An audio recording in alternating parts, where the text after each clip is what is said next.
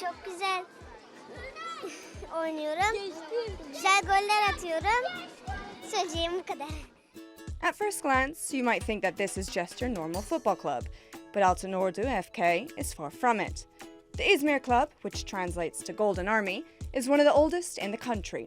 It was founded in the same year as the Republic of Turkey in 1923. The sight of Ataturk everywhere you turn, a proud reminder of that fact. For most of its history, the club has bounced between the sport's lower divisions. But the ideology and direction of Altinordu changed 6 years ago when a new president took over. And Sayit Mehmet Özkan's goal is to completely transform the landscape of Turkish football by doing the unthinkable. Our goal is to have an Altinordu team in the Turkish Super League with only homegrown players in 3 years. In 2020, we want to be in Turkey's top flight. And in 2023, which is both our country's and our club's 100th anniversary, our aim is to represent Turkey in Europe. The president invested $10 million when he bought the club and spends close to $2 million each year to keep it going. You might think that heavy investment in homegrown talent would be common, as it is across Europe. But in Turkey, it's totally unheard of.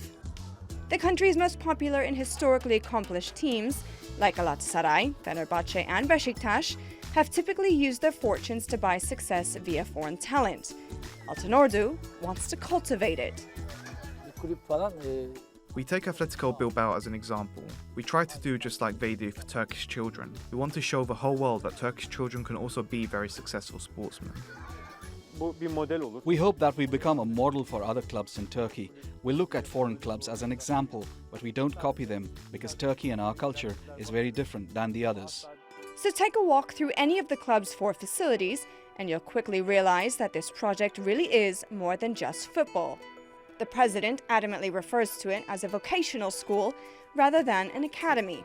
And for good reason.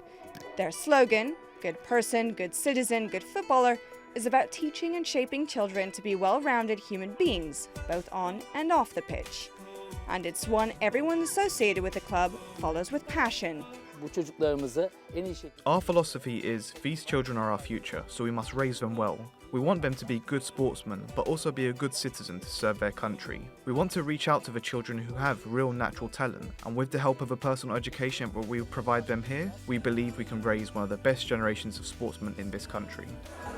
Part of the philosophy behind good person, good citizen, and good footballer is to also teach these kids how to be good football fans. So every single week that they have a home game here in Izmir, 1,000 kids which belong to the club come here to not only on the one hand support their own team and be homegrown fans, but to also on the other hand show the visiting side, in this case, Adana, respect.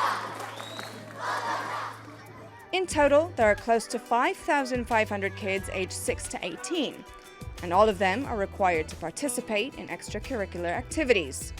Chess classes, gymnastics, judo, even farming. But routine meetings with the child psychologist are one of the most essential pieces to the overall puzzle, as she helps to create a support system between the players, the coaches, and families.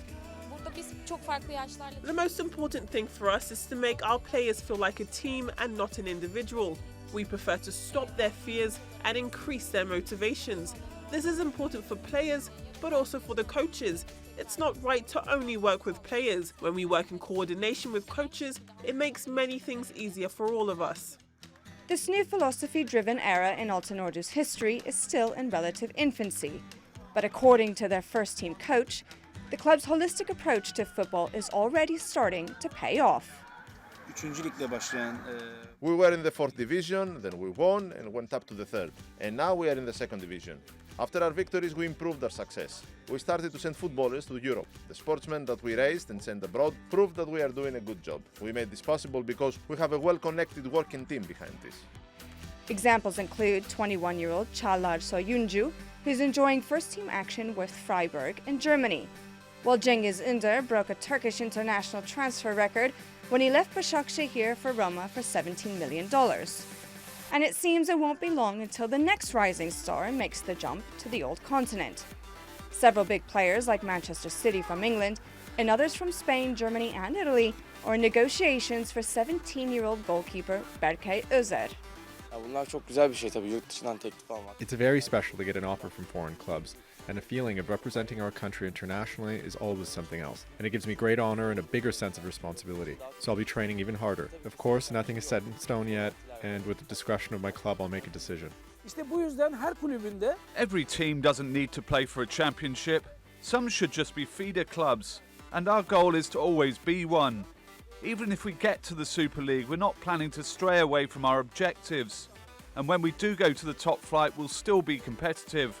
So our kids will show when they get to Europe that Turkish players can be successful. Of course, to completely redevelop the sport in the country is no easy feat, and it will take time. But clubs like Athletic Bilbao are proof that it can be done. With the right philosophy, proper investment, and patience, Altinordu can go from a status of pioneer to leading reference and achieve what it set out to do: create Turkey's future Golden Army.